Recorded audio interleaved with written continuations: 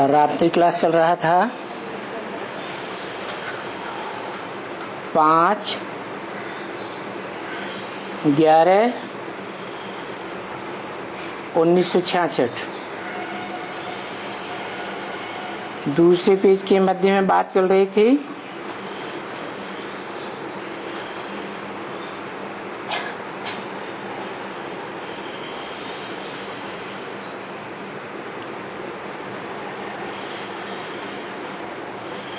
कि सीढ़ी के चित्र में भक्ति मार्ग में ये भी बहुत क्लियर दिखलाना चाहिए कि बिगर लाइट वाले, कौन सी लाइट? पवित्रता की लाइट वाले, और वो जिनकी पूजा करते हैं वो पवित्रता की लाइट वाले,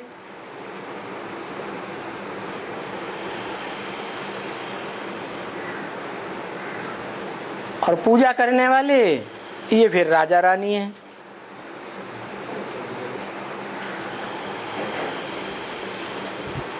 वो चित्र बनाना ही लक्ष्मी नारायण का चाहिए।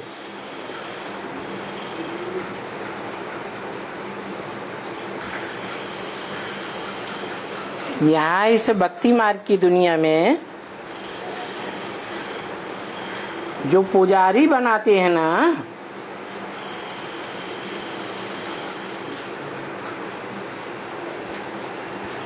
सतयुग में लक्ष्मी नारायण का राज्य है। उसमें फिर वही राजा रानी बिगर ताज।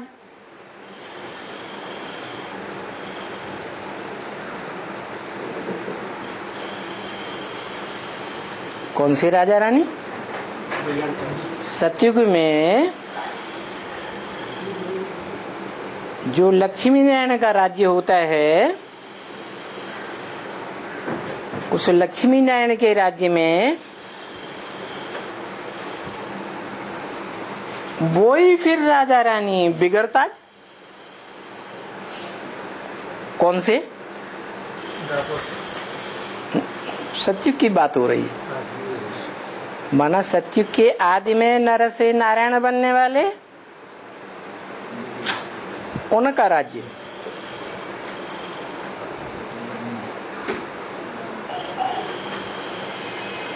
चढ़ती कला वाले,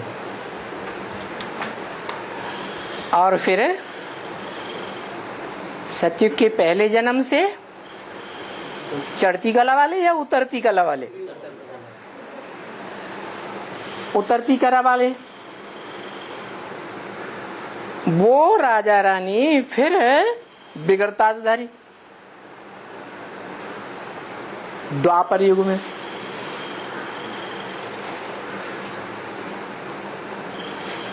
कौन सी बिगर ताजदारी?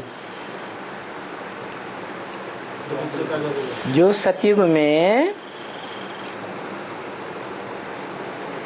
इंद्रियों का सुख लेते हैं, जैसे राधा कृष्ण लक्ष्मी नारायण के नीचे दिखाए गए, तो इंद्रियां है ना, भले ज्ञान इंद्रियां हैं, सुख तो लेते हैं।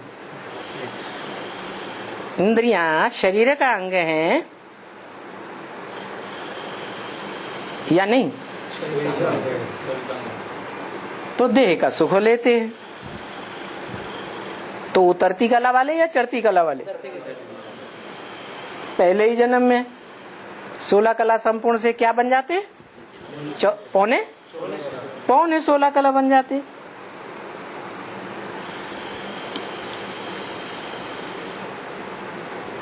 फिर वो लाइट के ताजधारी सतयुग में भी पहले जन्म में हैं तो लाइट के ताजधारी। अपवित्र हैं क्या?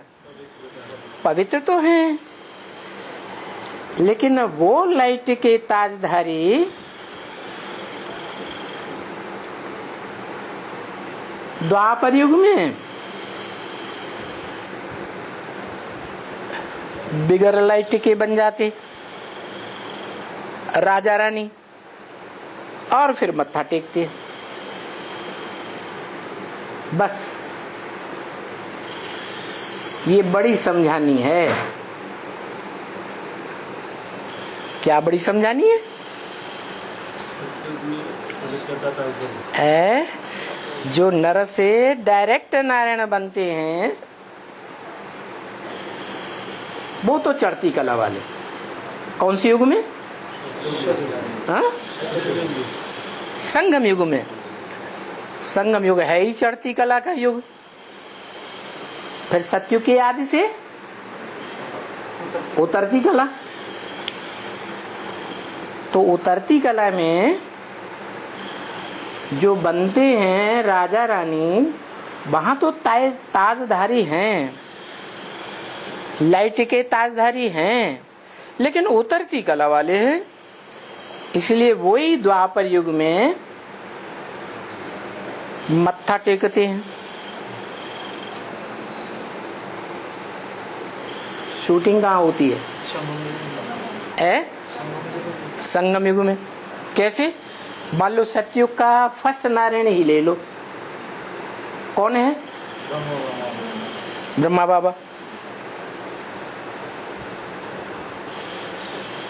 अभी तो अपनों को गीता का भगवान समझते हैं। क्या समझते हैं?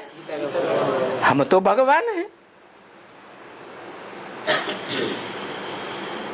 भक्ति मार्ग में गाया जाता है कृष्ण गीता का भगवान, तो बुद्धि से उतरता ही नहीं। तो अभी तो माथा नहीं टेकते हैं? बुद्धि झुकाते हैं? झुकाते नहीं। बुद्धि झुकाते नहीं है। लेकिन बाबा ने बोला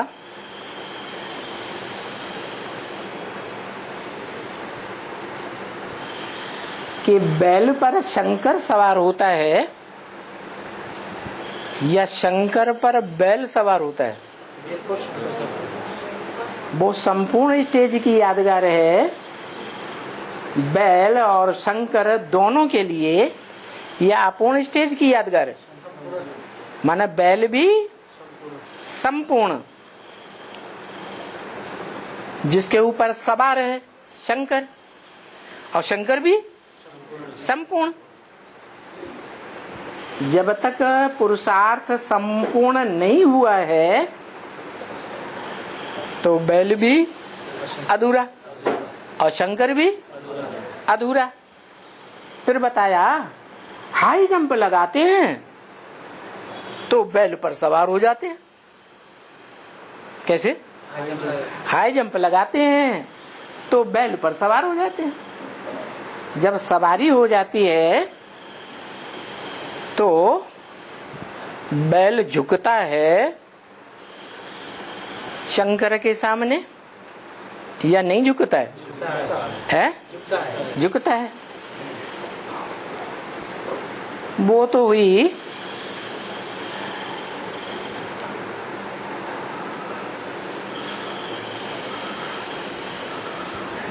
शिव का एक शास्त्र लिखा गया है। कौन सा है? शिव महापुराण। वहां की बात सारे ही शास्त्र पुराण है तो संगम युग के। अच्छा, रामायण में ले लो। रामायण में राम को भगवान मान लिया। उनका अव्वल नंबर पुजारी कहो दास कौन है? हनुमान। फिर आ जाओ महाभारत में।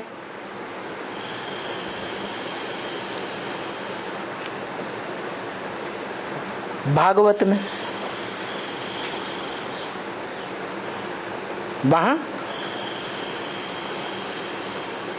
कृष्ण को भगवान मान लिया। उस भगवान के सामने घड़ी घड़ी कोई भी बात में तकरार होती है कृष्ण और बलराम की, तो किसको झुकना पड़ता है? बलराम, तो वहां भी माथा टेक हो गया। संगम युग में ही हुआ ना माथा टेक। तो सतयुग में दिखाया जितने भी नारायण हैं वो सब जब पहले नंबर वाला ही माथा टेक, तो बाद वाले नारायण भी माथा टेक हो जाते। उन नारायणों की उत्तरोत्तर जितने बाद वाले हैं उनकी उतनी मान्यता नहीं है। नारायण के रूप में पूजे जाते हैं क्या हैं? उतरती कला वालों को कौन पूजेगा? कौन पूजे जाते हैं? चढ़ती कला वालों की बात है। तो ये बड़ी समझानी है, पहले समझना और फिर समझना। फिर उसमें ही चित्र में लिखना है, भक्ति मार्ग में आपे ही पूज्य, क्या आपे ही पूज्य, आपे ही पुजारी।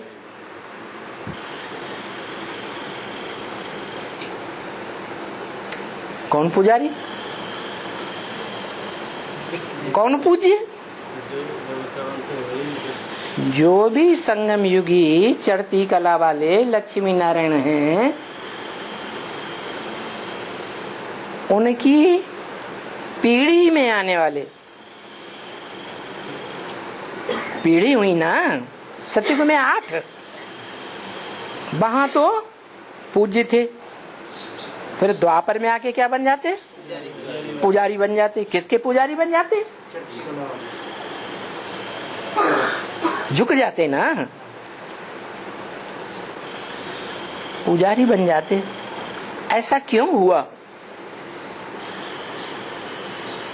द्वैतवादी द्वापर युग में ऐसा हुआ। कैसा? दो धर्म जिन्होंने बनाई दिए, इब्राहिम बुद्ध क्राइस्ट आदि ने दो राज्य बनाई दिए, दो कुल बनाई दिए, दो भाषाएं बनाई दी। उन द्वैतवादियों के प्रभाव में वो नर से डायरेक्ट नारायण बनने वाला वो झुकता है, या उतरती कला वाले नारायण झुकते हैं? जो हीरो पार्टधारी है वो तो कभी झुक नहीं सकता। तो आप ही पूज्य, आप ही पुजारी। उन्हीं चित्रों में लिखना चाहिए फिर वो आप ही पूज्य, आप ही पुजारी। खुद भी जो पूज्य थे सो फिर पुजारी बन करके अपने को ही माथा टेकते हैं।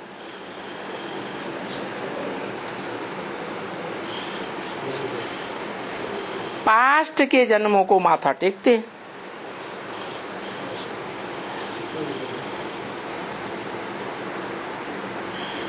कौन से जन्मों को? सतयुग में जो जन्म पास्ट हो गए उनको माथा टेकते हैं। अब ये समझ की बात है ना, बहुत गूढ़ डीप समझने की बात है।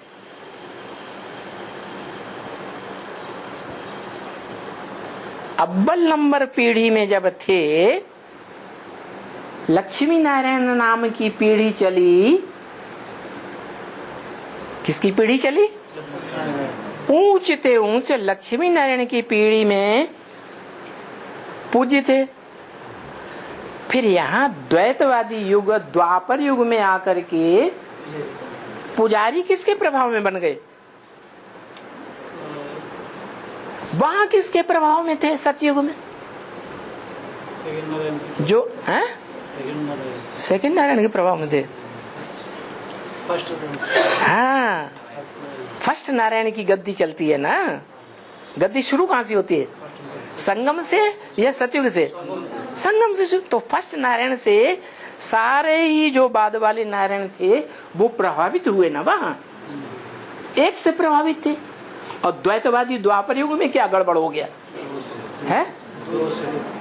जो जो दूसरे धर्म वाले धर्म पिताएं आए उनके प्रभाव में आ गए। तो ये बहुत डीप पॉइंट है समझने की। जो पहला नारायण है वो किसी देहधारी के प्रभाव में नहीं आता। संगम युग का जो नर से डायरेक्ट नारायण बनता है, पहले प्रिंस फिर नारायण, तो बनता नहीं। और बाकी सारे ही नारायण प्रभावित हो जाते हैं। कारण तो पता चल गया क्यों प्रभावित हुए। प्रभावित माने प्रजा। किसकी प्रजा बन गए? वो तो सतयुग में थे। द्वापर युग में किसकी प्रजा बन गए? द्वैतवाद फैलाने वाले देहधारी धर्मगुरुओं की प्रजा बन गए। तो ये लिखित में ये बात कैसे समझा रहे हैं? जो वो समझने वाले जिज्ञासु समझ जावे। इसे सीढ़ी के चित्र से ही समझ जावे। इसलिए बाबा कहते हैं, अभी देखो, अभी कोई कहेंगे बाबा ये बातें पहले क्यों नहीं बताई है? जो बातें अभी बताते हैं वो पहले क्यों नहीं बताई?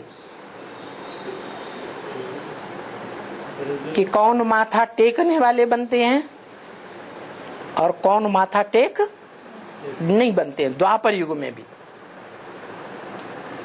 क्या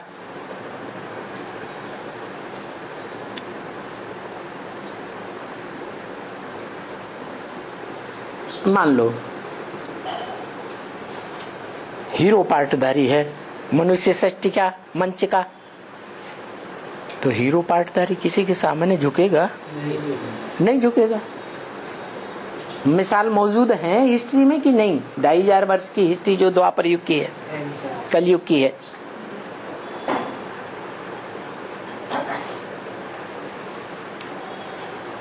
द्वापर युग में भी ऐसे सम्राट हुए है, चंद्रगुप्त और उसका गुरु का गायन है।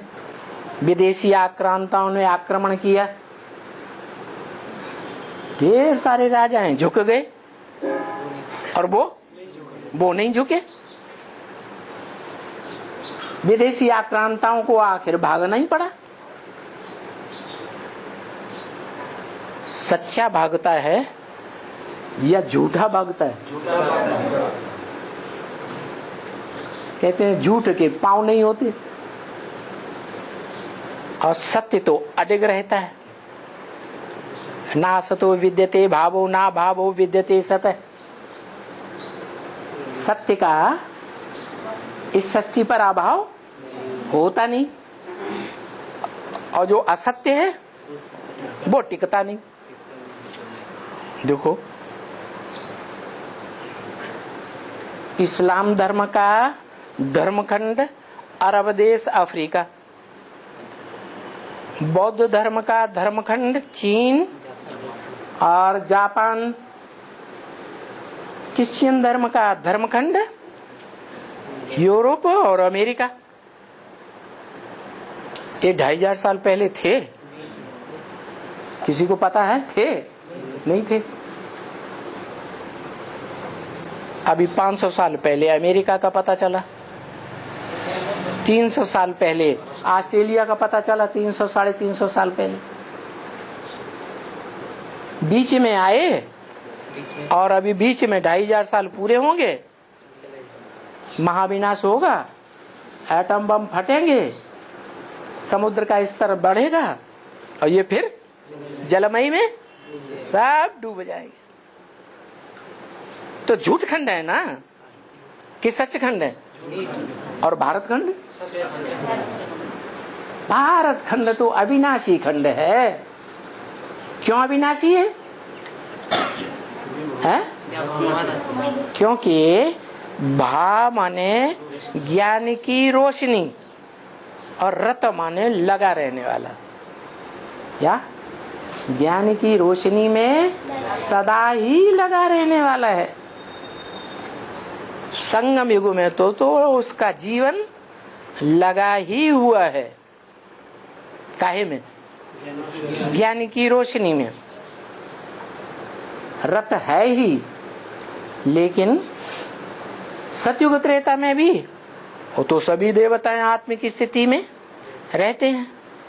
ज्ञान का बीज क्या है? ज्ञान का सार क्या है? आत्मिक स्थिति। तो वहां तो है ही। और द्वापर युग में भी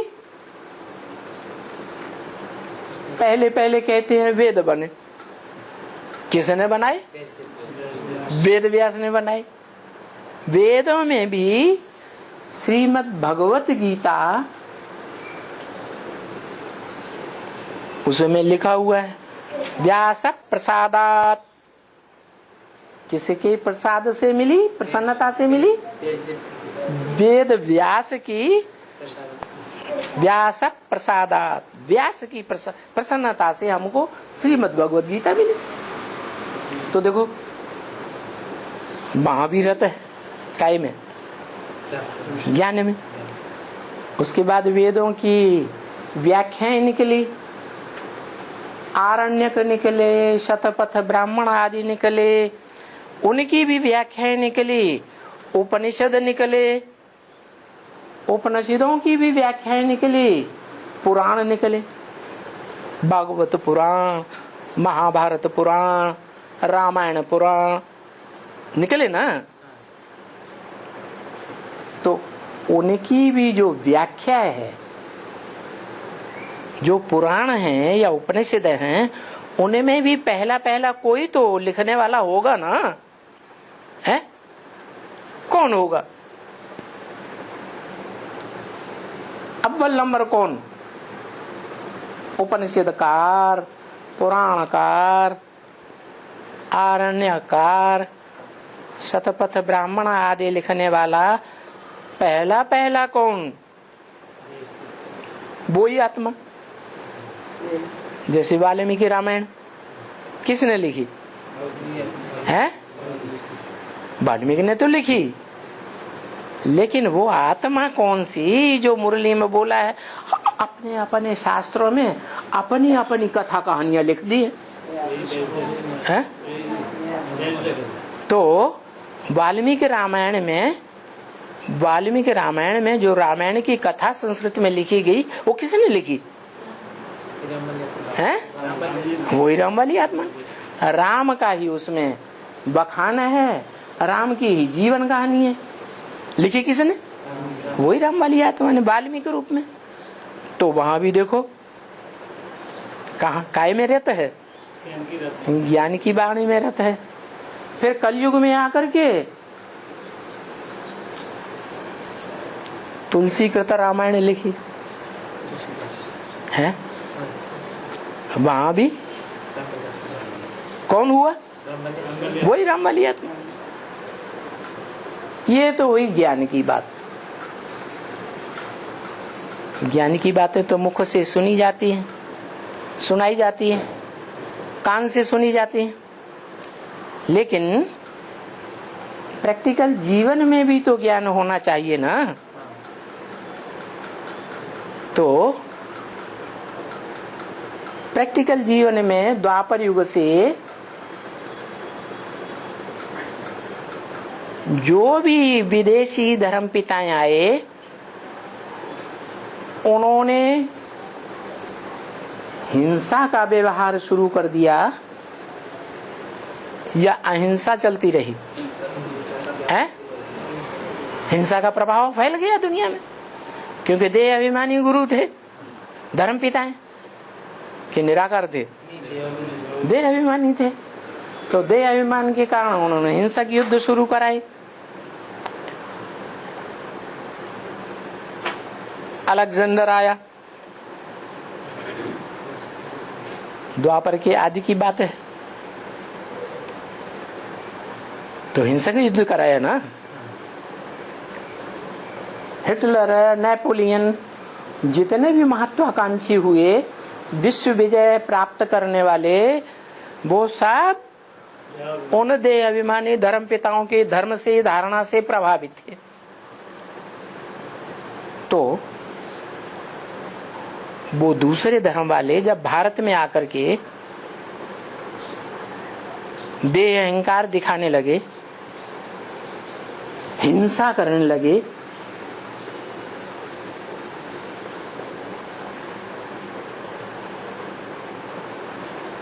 तो एक बौद्ध धर्म था भारत में, हैं?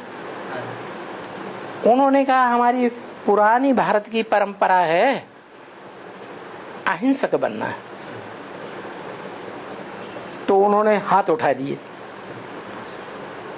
दिए, अच्छा भले तो हमारे बीवी बाल बच्चों को ले जाओ, हम अहिंसा नहीं। बताओ, जो अपने परिवार की अपनी रचना की रक्षा नहीं कर सकता, वो विश्व की रक्षा क्या करेगा? दूसरों की रक्षा कर सकता है क्या? तो उन्होंने अहिंसा का सही अर्थ उठाया या गलत अर्थ उठाया? माने उनको विदेशी आक्रांताओं से मुकाबला करना चाहिए या नहीं करना चाहिए? अपने और अपने बाल बच्चों की सुरक्षा के लिए कि आत्मसमर्पण कर देना चाहिए? नहीं करना चाहिए। लेकिन जो सच्चे भारतीय थे संगम युग में, जिनको बाबा ने रचना बनाया, कौन बाबा? शिव बाबा, जो सदा आत्मिक स्थिति में रहने वाला है।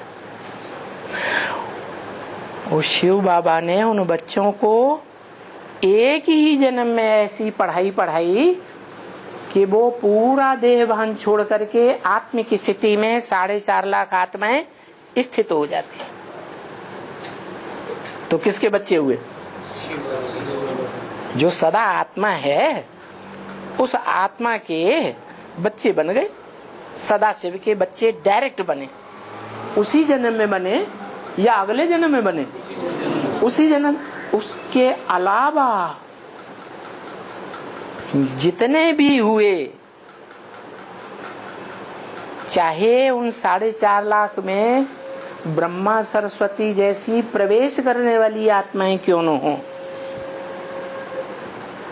वो आत्माएं भी शरीर रहते रहते, जीवन रहते रहते आत्मिक स्थिति को धारण नहीं कर सके। तो उनको ज्ञान सूर्य के बच्चे कहेंगे, हैं? सूर्यवंशी बच्चे तो नहीं। हाँ, उनमें से कुछ गिनी चुनी आत्माएं ऐसी निकलती हैं चंद्रवंशियों में से, ज्ञान चंद्रमा के बच्चों में से, जो अपन को सूर्यवंशियों के प्रति संपूर्ण समर्पण कर देती है। जैसे लक्ष्मी और लक्ष्मी के फॉलोअर्स, क्या जो विजयमाला बनती है, तो वो आत्माएं भी ऐड हो जाती हैं सूर्यवंशियों में। तो सूर्यवंशियों की टोटल संख्या कितनी हुई? हैं?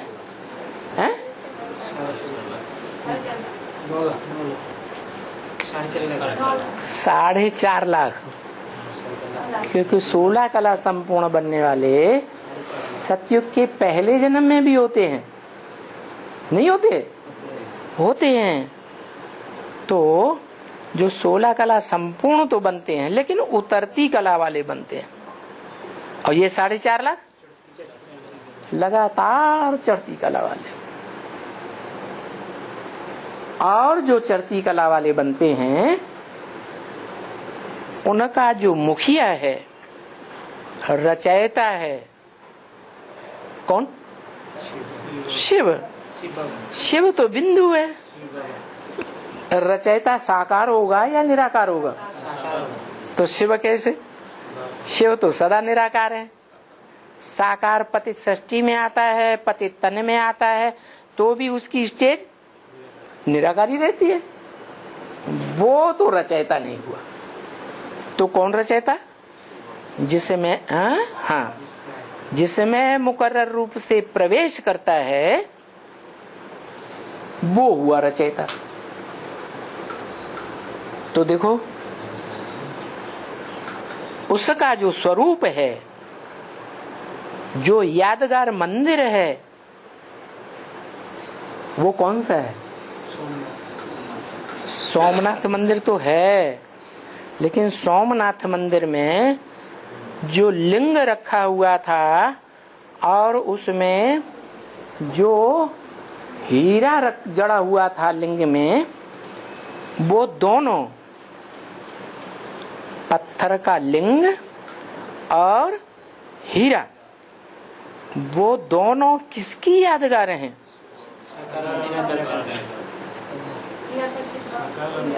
निराकार शिव बाप की। हीरा पत्थर बनता है या नहीं बनता है? हीरा पत्थर होता है या नहीं होता है? तो शिव बाप क्या पत्थर है? वो तो पत्थर बुद्धि भी नहीं बनता और पारस बुद्धि भी नहीं बनता। बनता है? नहीं बनता। कौन है? पत्थर बुद्धि, सो पारस बुद्धि, जिसमें प्रवेश करते हैं मुकर्रर रूप से।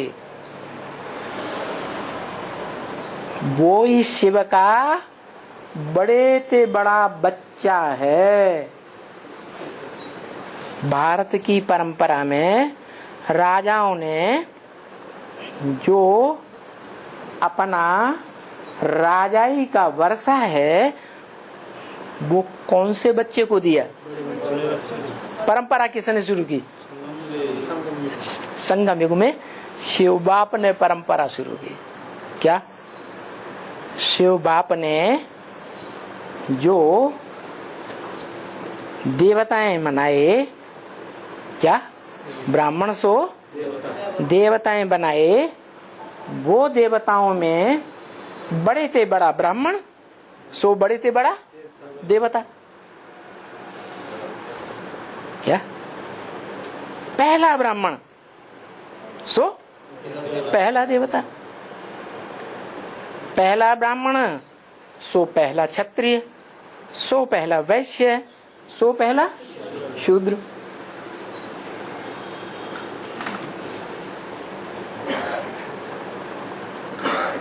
चातुर्वर्ण्यम मया सृष्टम गुण कर्म स्वभाव से।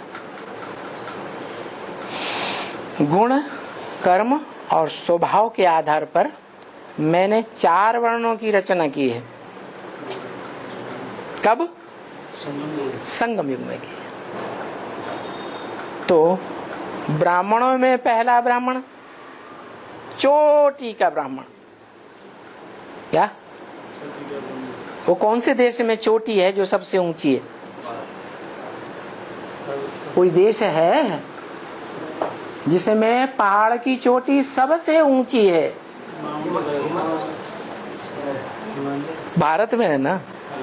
है तो वो यादगार है। क्या? एवरेस्ट चोटी। पूर्वी सभ्यता का जहां से सूर्य निकलता है, उस सभ्यता का सबसे ऊंची चोटी जो बाप कहते हैं, जब तुम विकारों की दंदल में पूरा डूब जाते हो, सिर्फ चोटी बचती है। क्या? तो चोटी पकड़ के मैं खींच लेता हूं। तो कौन हुई वो चोटी? जिस चोटी में जब गांठ लगाते हैं तो किसका चित्र बन जाता है? शिवलिंग बन जाता है। गांठ लगाते हैं ना चोटी में, तो गोल गोल शिवलिंग बनता है ना। तो वो चोटी जो शिवलिंग बन जाता है, बताओ वो चोटी कौन है? जो पहला ब्राह्मण सो पहला देवता, फिर जब त्रेता युग शुरू होता है तो पहला क्षत्रिय, छात्र तेज वाला, कैसा? छात्र तेज वाला, छत्र छाया वाला। सीढ़ी के चित्र में लक्ष्मी नारायण को छत्र छाया दिखाई है? ध्यान से देखा है, हिलाई दिया है? नहीं दिखाई। और त्रेता में राम सीता को छत्र छाया दिखाई। क्यों? किसकी छत्र छाया है वो? त्रेता युग की यादगार नहीं है वो छत्र छाया। कहाँ की यादगार है? संगम युग में वो आत्माएं वो छत्र छाया में रहती हैं। किसकी छत्र छाया में है? जो ऊंचे ते ऊंचा भगवंत गाया हुआ है, ऊंचे ते ऊंचा बाप गाया हुआ है, सुप्रीम फादर गाया हुआ है, जिसका कोई बाप होता ही नहीं, उसकी छत्र छाया रहती है उसके ऊपर। क्यों रहती है? क्योंकि क्षत्रियों का काम है ब्राह्मणों की सुरक्षा करना। तो वो ब्राह्मणों की सुरक्षा करता है। जो ब्राह्मण सतयुग त्रेता में क्या बनते हैं? देवता बनते हैं। उनकी रक्षा करता है। रक्षा कैसे होती है? राम के पास क्या था जो उन्होंने अपनी सेना की सुरक्षा की? ज्ञान बाणों से सुरक्षा की। कैसे सुरक्षा करते हैं? ज्ञान बाणों से। तो वो बाण कौन देता है? वो ज्ञान के बाण कौन देता है? शिव बाप देता है। कब देता है? संगम में भी। कब? संगम तो 100 साल का। तो ज्ञान बाण कब दिए?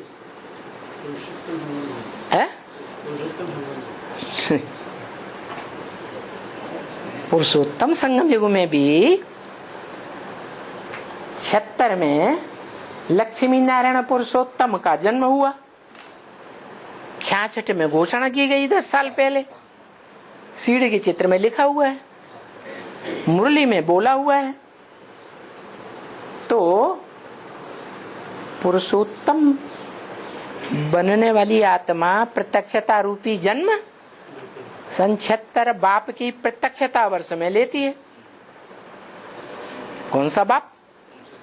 बेहद के बाप तो 2 हैं। तो कौन सा बाप की प्रत्यक्षता? मनुष्य सृष्टि का बाप प्रत्यक्ष हुआ, राम वाली आत्मा।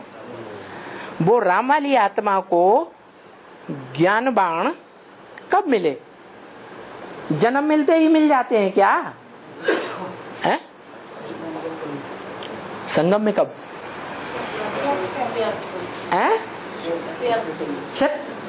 86 में, 76 में नहीं। मुरली में बोला राम फेल हो गया। क्या? राम फेल हो गया। अगर बड़ा बच्चा फेल हो जाए, बाप उसको अलग कर दी परिवार से। ऐसे होता है ना। तो दादे की प्रॉपर्टी देनी पड़ती है या नहीं देनी पड़ती है? तो उस बड़े बच्चे को ज्ञान बाण दे दिए। क्या दे दिया? ज्ञान बाण दे दिए, बुद्धि रूपी तरकस दे दिया।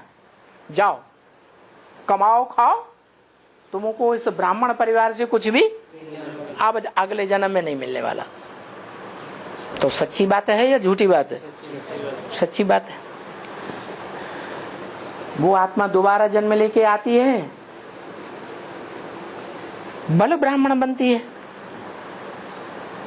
ब्रह्मा का ही ज्ञान सुनती है ना। लेकिन उस परिवार से उसको कोई सहयोग नहीं मिलता। तो कैसे पावरफुल बन जाती है? जो सच्चे ब्राह्मणों की सुरक्षा करती है। युद्ध करके। कौन सा युद्ध? ज्ञान बाणों का युद्ध करती है। वो ज्ञान बाण उसे किससे मिलते? किससे मिले? हैं? शिव बाबा से मिले। और कोई आत्मा को, कोई भी ब्राह्मण को वो ज्ञान बाण मिलते नहीं है। उस एक आत्मा के लिए गाया हुआ है, अपनी घोट तो नशा चढ़े। तुलसीदास चंदन घिसे, चंदन घोटे और तिलक देत रघुवीर। भगवान उसे विश्व की बादशाही का तिलक दे देते हैं। मुलिम बोला ना, कहाँ की बात? संगम युग में ही विश्व की बादशाही का तिलक दे दिया। कौन सा युद्ध करता है? ज्ञान बाणों का युद्ध करता है। किसके साथ? माया रूपी रावण के 10 सिरों के साथ। क्या? माया रूपी रावण के 10 सिरों के साथ। कामी, इस्लामी, जो ब्राह्मण सो देवता बनते हैं और देवता से फिर कम कला के देवता बन करके कमजोर आत्माएं वो ही द्वापर युग से कन्वर्ट इस्लाम धर्म में हो जाती है। क्रिश्चियन बनते हैं, बौद्धि बनते हैं, और धर्मों में भी कन्वर्ट होते हैं। कौन कन्वर्ट होते हैं? जो अपन को हिंदू कहलाते हैं वो कन्वर्ट होते हैं।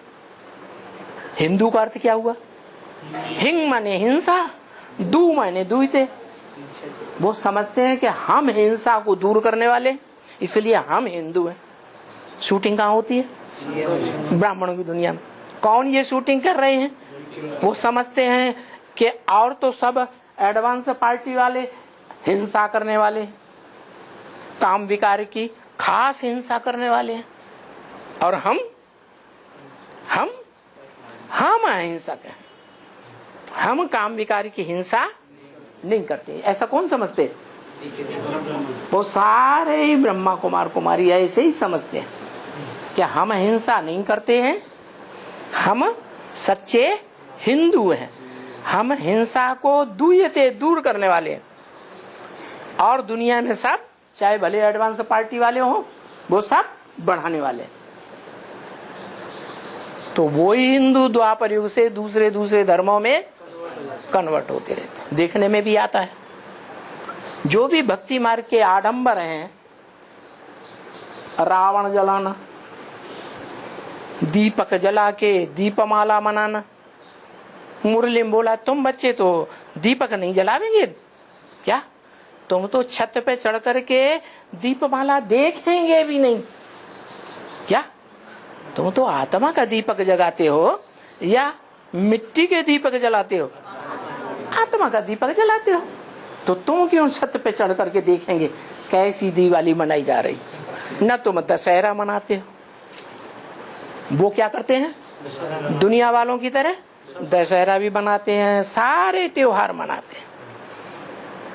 तो भक्ति मार्ग वाले हुए ना, माथा टेकने वाले हुए ना, हैं?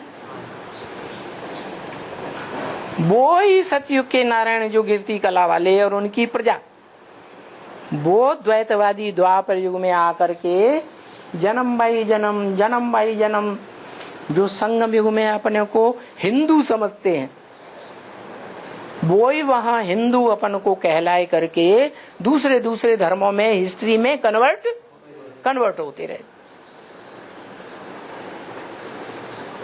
पक्की बात है, कच्ची बात है? पक्की बात है। वो कौन है जो कन्वर्ट हो जाते हैं दूसरे धर्मों में? बाबा ने कहा 2 प्रकार के ब्राह्मण हैं, एक मुखवंशावली और दूसरे कुखवंशावली। जो मुखवंशावली ब्राह्मण हैं, वो ब्रह्मा के मुख से शिव ने जो बोला, जो श्रीमति दी, उसको मानने वाले हैं। क्या? कुख वंशावली नहीं है। कुख माने गोद, गोद को मानने वाले नहीं है। ब्रह्मा की गोद में बैठ करके अपना को बड़ा मानने वाले नहीं है। वो ब्राह्मण जो कुख वंशावली है, उनको क्या नशा रहता है? अरे तुम कल के छोरे आए, तुम क्या हमको ज्ञान सुनाएंगे? हमने तो ब्रह्मा बाबा की मम्मा की गोद ली है। क्या क्या नशा रहता है? तो देह का नशा रहता है या ज्ञान सागर के सुनाए हुए ज्ञान का नशा रहता है? देह का नशा रहता है। तो कमजोरी आएगी या नहीं आएगी? कमजोरी आ जाती है। वो कमजोरी धारण करने वाले जो भक्ति मार्ग में 9 कुरियों के ब्राह्मण माने जाते हैं, 9 ग्रहों के 9 फॉलोअर्स, 9 धर्म वाले 9 कुरियों के ब्राह्मण, उनमें से जो अव्वल नंबर कुरी है सूर्यवंशी, वो तो ज्ञान सूर्य की वाणी को ही मानते हैं। क्या कोई की कुख को, गोद को मानने वाले नहीं है।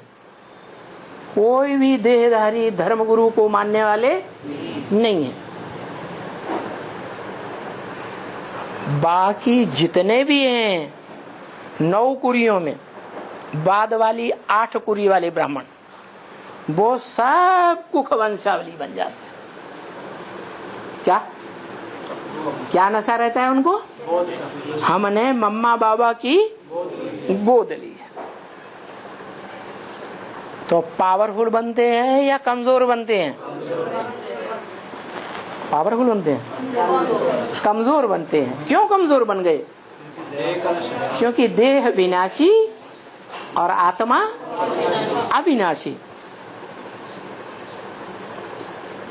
विनाशी असत्य है, अशक्त है, और अविनाशी सत्य है और शक्तिशाली है। क्या इस सृष्टि पर जो गाया हुआ है, ना सतो विद्यते भावो, क्या जो असत्य है उसका भाव है ही नहीं, वो टिकता ही नहीं। और सत्य का कभी अभाव नहीं होता इस सृष्टि पर। क्या सत्य का इस सृष्टि पर अभाव, अभाव माने सत्य न हो, ऐसा कभी नहीं होता। चाहे सारी सृष्टि का विनाश क्यों न हो जाए, फिर भी सत्य टिका रहेगा। वो कौन है?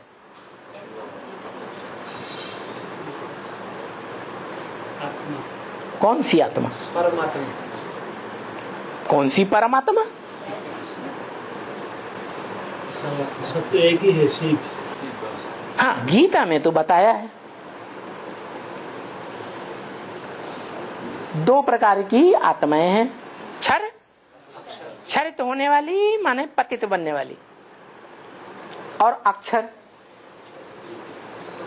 जो कभी क्षरित नहीं होती,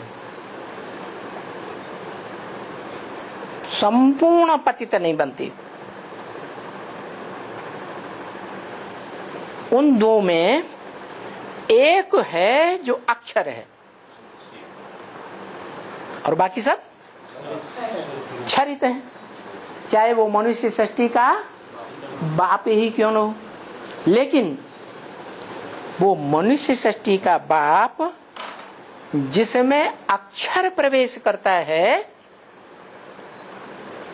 वो पूरा ही विकारों की दुनिया में डूब जाता है या कुछ हिस्सा रह जाता है? बताओ। अभी अभी बताया था, भूल गए हैं? पूरा डूब जाता है। है? तो क्या रह जाता है? चोटी रह जाती है। वो है ही ब्राह्मणों की चोटी। ब्राह्मणों की भी चोटी है, देवताओं की भी चोटी है, सबसे ऊंची स्टेज वाला है। क्षत्रियों में भी सबसे ऊंची स्टेज वाला है, शूद्रों में भी सबसे ऊंची स्टेज वाला है।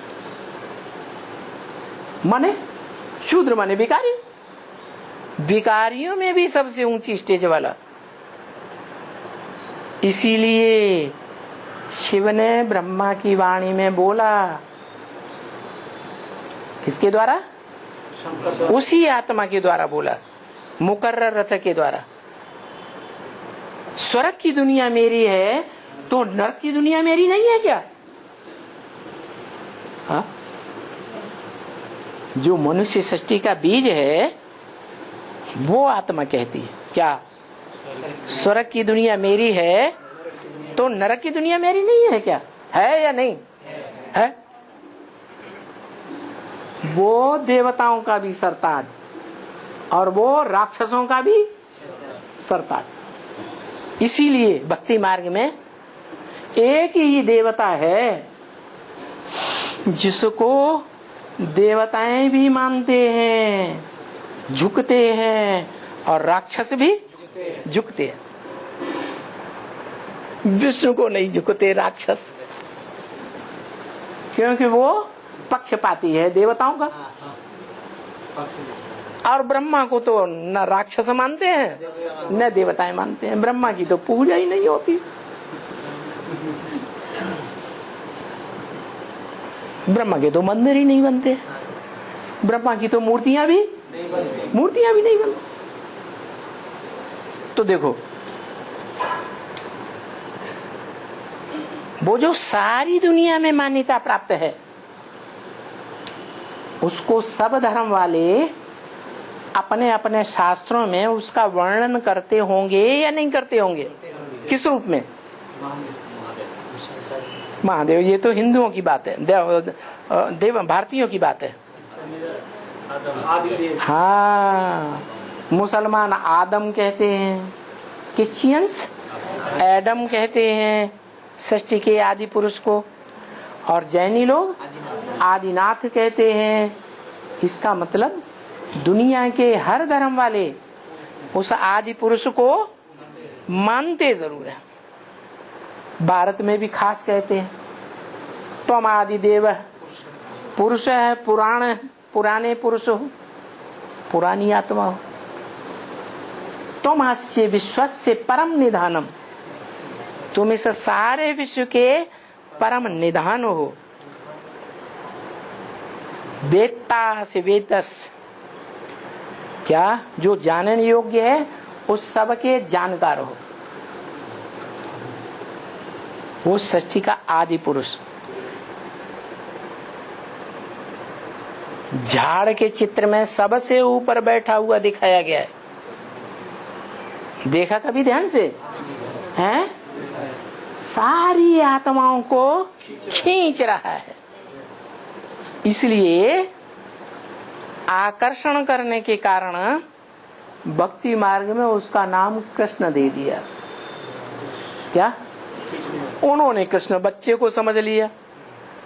क्या? कृष्ण माने आकर्षण करने वाला। तो सारी आत्माओं को आकृष्ट करता है, खींचता है। कैसे खींचता है? बोला तुम बच्चों को नैनों पर बिठा कर ले जाऊंगा। क्या कहा? तुम बच्चों को नैनों पर बिठा कर ले जाऊंगा। इसका क्या मतलब हुआ? है? नैनों पर बिठा के ले जाऊंगा माने प्यार से खींचूंगा या लाला लाखों से खींचूंगा? प्यार से खींचूंगा माने नैनों पर बिठाऊंगा। तुम मेरे नैनों के तारे हो। 9 लाख सितारे होते हैं ना, हैं? उनमें भी आधे दिन के आधे रात के, जो रात के सितारे होते हैं और दिन के सितारे होते हैं, उनमें फर्क क्या होता है? सूर्य प्रकाश हैं? दिन में जो है सूर्य जो दिन के सितारे हैं वो अपने प्रकाश को सूर्य के प्रकाश में मर्ज कर देते हैं, जो आज भी परंपरा चली आ रही है। कोई कारखाने का मालिक होगा, फर्म का मालिक होगा, तो क्या लिखा है? बाप का नाम लिखेगा राम एंड सन्स कंपनी, तो अपने बाप का नाम देगा और बच्चों का नाम नहीं देगा। तो वो हैं सूर्यवंशी सितारे, जो अपने प्रकाश को, ज्ञान प्रकाश को किस में मर्ज कर देते हैं? सूर्य में मर्ज कर देते हैं। वो मुख से कभी ये नहीं कहते ये ज्ञान मेरा है, ये प्रकाश ज्ञान का मेरा है। क्या कहते हैं हमेशा? है ये ज्ञान हमको शिव बाबा से मिला। और जो रात के सितारे हैं, चंद्रमा की रोशनी में मिलने वाले, वो अपनी चमक अपने आप दिखाते हैं। क्या? इतनी चमक दिखाते हैं कि चंद्रमा जब कलाहीन होने लगता है तो वो फीका पड़ जाता है। क्या? और सितारे चमक मारते हैं। कहाँ की यादगार है? संगमयुगी वर्तमान वो ब्रह्मा कुमार कुमारियों की यादगार है, जो अपने को अम्मा कुमार कुमारी कहते हैं। बाप ज्ञान सूर्य को जानते ही नहीं, मानते ही नहीं। मानते हैं? जानते ही नहीं, मानेंगे कहां से? तो वो सितारे दुनिया में अपने को प्रत्यक्ष करते हैं। बहुत फोटो खिंचाते हैं कि नहीं है? ज्ञानामृत पत्रिका से लेकर के दुनियावी पत्रिकाओं तक, टीवी में, इंटरनेट में, रेडियो में अपने को प्रत्यक्ष करते हैं। कॉन्फ्रेंस में, प्रदर्शनियों में, या भगवान बाप को पहचान कर भगवान को प्रत्यक्ष करते हैं, अपने को प्रत्यक्ष करते हैं। तो वो है रात के सितारे। क्या? ज्ञान चंद्रमा की रोशनी में पलने वाले सितारे। अभी पल रहे हैं कि नहीं? कौन है ज्ञान चंद्रमा? ब्रह्मा बाबा। किस में प्रत्यक्ष हो रहा है? वो तो सूक्ष्म शरीरधारी हो गया ना, तो किस में आ रहा है? गुलजार दादी में आकर के और पार्ट बजाते हैं, लेकिन उनको मानता कोई नहीं है। कोई ब्रह्मा कुमार कुमारी उनके प्रकाश को मानता नहीं है।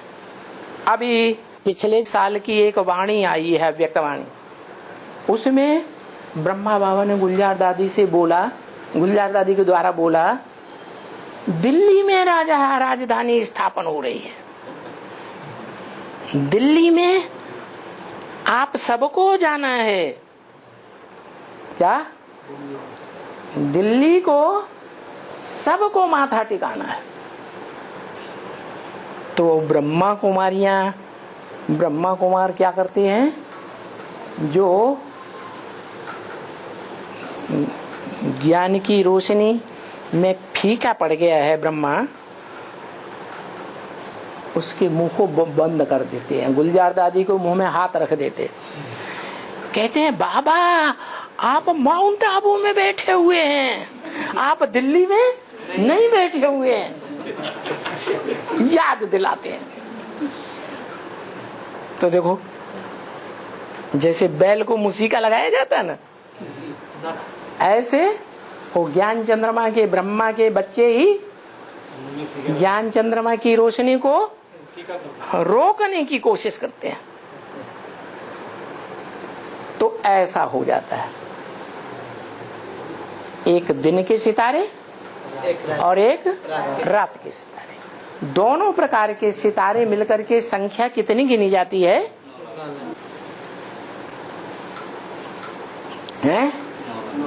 9 लाख। कहते हैं रानी का हार भी 9 लाख गाया जाता है? कौन से हार की बात होगी? है आत्मा ही नहीं। हार माने माला। वो 9 लाख आत्माएं जो हैं वो माला बनती है उनकी संगम में। 4.5 लाख हैं प्रवेश करने वाली आत्माएं और 4.5 लाख वो हैं जिनमें प्रवेश करते हैं। प्रवेश किया जाता है।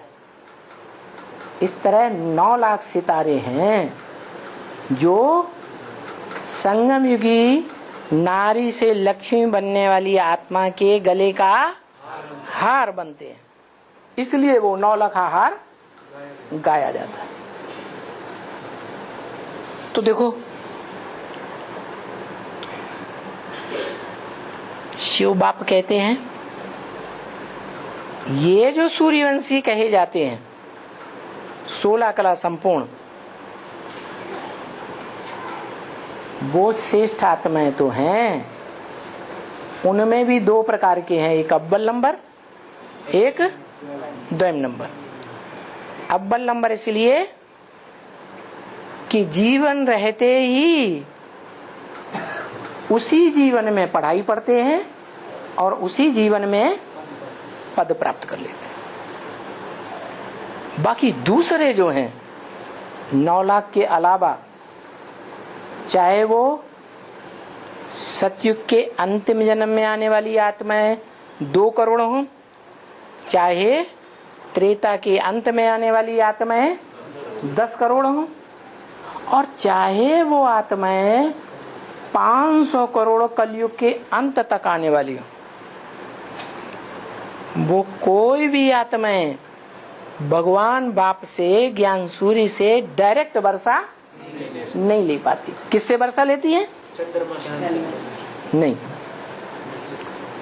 देहधारी गुरुओं से। देहधारी गुरुओं से वर्षा लेती है। जैसे षष्ठी रूपी झाड़ में जो पहला पत्ता है कृष्ण, किससे वर्षा लेता है? है देह धारण करने वाली आत्मा से वर्षा लेता है, या जो सदैव निराकार है उससे वर्षा लेता है? देह धारण करने वाली आत्मा। और भी जो भी धर्म पिता हैं और उनके फॉलोअर्स हैं, वो भी सिर्फ धर्म स्थापन करते हैं, लेकिन राजाई स्थापन नहीं कर पाते। क्यों? क्योंकि उन्होंने संगम युग में राजाई का वर्षा देने वाले, राजाई की पढ़ाई पढ़ाने वाले बाप को पहचाना ही नहीं। इसलिए जिसने पहचाना 100%, किसने पहचाना? किसने पहचाना है? अरे किसी ने पहचाना कि नहीं पहचाना? पूरा किसने पहचाना? मनुष्य सृष्टि के बाप ने पहचाना ना, जिसको हर धर्म में गाया जाता है डम आदम आदिदेव के रूप में। तो वो देह धारण करता है 84 जन्मों में या नहीं धारण करता है? तो देहधारी आत्मा हुई या नहीं हुई? देहधारी आत्मा अव्वल नंबर की।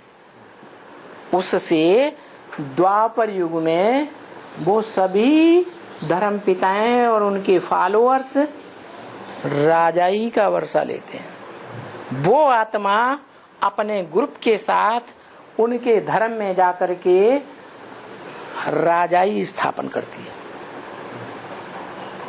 जैसे भारत में मुगल सल्तनत चली, मुगलियों की राजाई।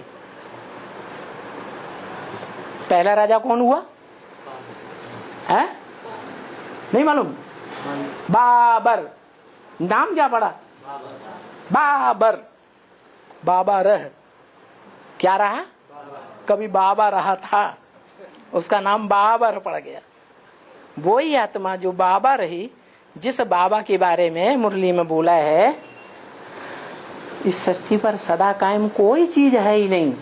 सदा कायम एक शिव बाबा है, वो ही बाबा रह।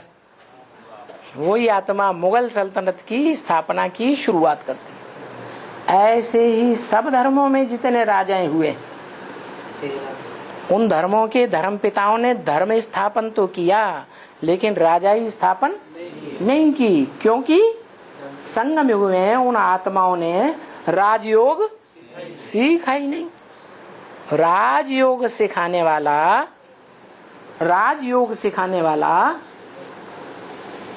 राजयोगी होगा सबसे बड़ा या नहीं है? राजयोगी होगा। तो बताओ, शिव राजयोगी है या जिसमें प्रवेश करता है वो राजयोगी है? बड़ा योगी कौन है? शिव को तो योग लगाने की दरकार है ही नहीं। वो राजयोगी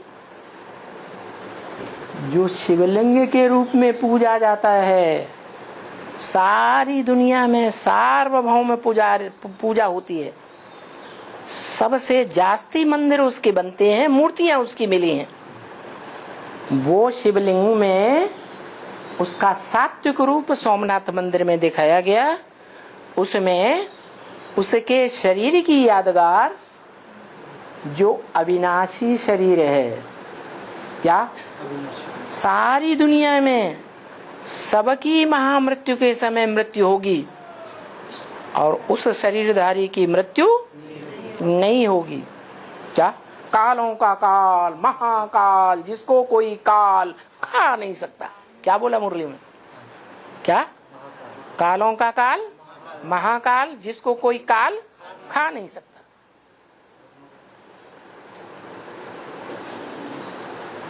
प्रलय काल आएगा तो प्रलय काल खाएगा नहीं उसको, है?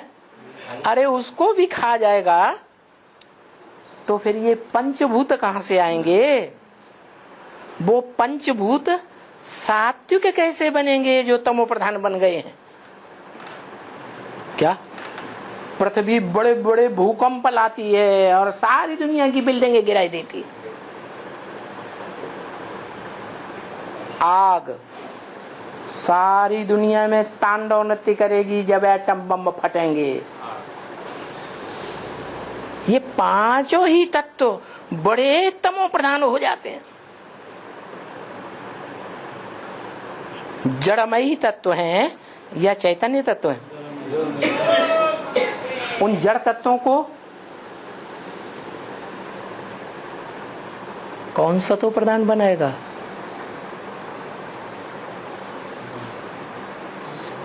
अरे जो चैतन्य आत्माएं हैं उनको तो ज्ञान दे करके समझाया जा सकता है।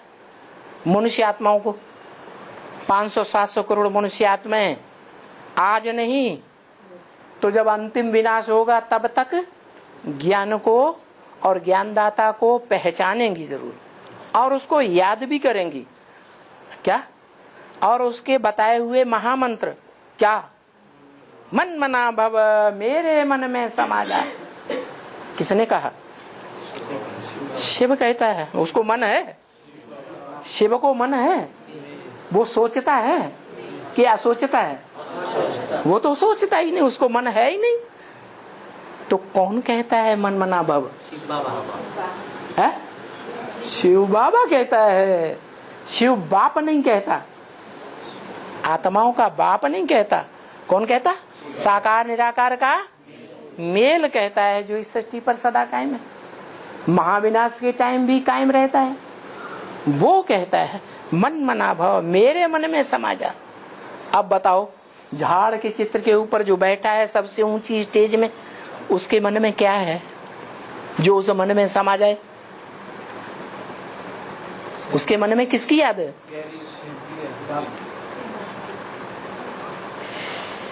बताओ। है? शिव की याद? शिव बाबा क्या बनाने आया है? हैं? देवता बनाने आया है ना, न कि निराकारी आत्मा बनाने आया है। तो किसको याद, किसकी याद है उसको? आत्मिक स्थिति में है 100% या आत्माओं के बाप की स्मृति में है? जिसकी 100% आत्मिक स्थिति में है, जिसकी यादगार है हीरा, जो पत्थर भी बनता है। क्या सोमनाथ मंदिर का हीरा वो शिव की यादगार है या पुरुषार्थी श्रेष्ठ ते श्रेष्ठ पुरुषार्थी की यादगार है? पुरुषार्थी की यादगार है। वो पुरुषार्थी आत्मा शिवलिंग में बिंदु के रूप में रखी जाती है, और जो लिंग है वो साकार की यादगार है, बड़ा रूप। वो भी निराकारी है। कैसे? उसमें हाथ पांव नाक आंख कान नहीं दिखाई जाती, इंद्रियां दिखाई ही नहीं जाती। दिखाई जाती हैं, इसलिए वो भी निराकार। इसलिए साकारी सो निराकारी। गीता में कहा है अव्यक्त मूर्ति ना। अव्यक्त माने जो आंखों से न देखा जाए, मूर्ति माने मूर्तमान, जिसे देखा जाए। तो वो मूर्ति की मूर्ति भी है और अव्यक्त भी है। उस अव्यक्त मूर्ति के द्वारा सारा संसार सृष्टि के आदि में बाहर आता है, और उसी अव्यक्त मूर्ति में महाविनाश के समय, महामृत्यु के समय सारे प्राणी और जड़ जंगम सब उसी में समा जाते हैं। उसी बीज में से सारी मनुष्य सृष्टि निकलती है और उसी बीज में समा जाती है। जैसे कोई परिवार है, परिवार में जो भी भांति है, बाल बच्चे हैं, पत्नी है, कहां से आए? कौन रचयिता? बाप। बाप रचयिता है। बाप ने किसको रचा? पहले पहले माँ को रचा, और माँ से बच्चे पैदा हुए। कोई कहता है ये बच्चे किसने पैदा किए? तो लोग जो नहीं जानते हैं वो कहेंगे माँ ने पैदा किए हैं। लेकिन वास्तव में क्या माँ के अंदर अपने आप पैदा हो गए? कहां से आए? किसने पैदा किए? बाप ने बीज डाला तब पैदा हुए। ऐसे ही ये सारी मनुष्य सृष्टि एक परिवार है, वसुधैव कुटुम्बकम। सारी वसुधा एक कुटुंब बनती है भगवान के आने पर। क्या? और उस कुटुंब का मूल बीज रूप बाप कौन हुआ? वो झाड़ के चित्र के ऊपर बैठा शिवलिंग है, जो नग्न रूप में दिखाया गया है, निराकार की यादगार। तो बताया कि ये बड़े ते बड़ी समझानी है। क्या सारी दुनिया किसको माथा टेकती है? एक को माथा टेकती है। जो शिवलिंग है वो किसको माथा टेकेगा? जो शिवलिंग की यादगार है, जो आत्मा, वो किसको माथा टेकेगी? माथा टेकती है? माथा टेकती है या उसके बताए हुए रास्ते पर चलती है? बताए हुए रास्ते पर चल करके उस स्मृति में स्थिर होने का पुरुषार्थ करती है। क्या करती है? इसमें माथा टेकने की बात है या ज्ञान में टिकने की बात है? ये तो ज्ञान की बात है, माथा टेकने की बात है। ओम शांति।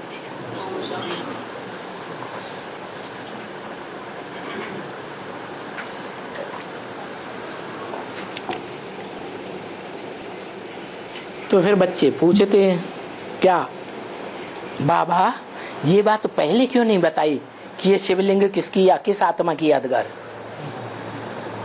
बाबा तो बताते हैं पहले से ही, लेकिन जो देव आत्माएं हैं वो इशारे से समझ जाती हैं। देव आत्माएं नहीं है, राक्षसों के प्रभाव में तो नहीं समझती। बाबा ने तो बताया, न मैं पूजी बनता हूँ न पुजारी बनता हूँ। तो शिवलिंग, जो शिवलिंग है, जो पूज्य है, वो उसकी यादगार है। वो कहता है मैं पूज्य बनता ही नहीं, है? वो क्या कहता है, मैं पूज्य बनता ही नहीं। तो शिवलिंग उसकी यादगार है नहीं, वो पुजारी भी नहीं बनता और पूज्य भी नहीं बनता।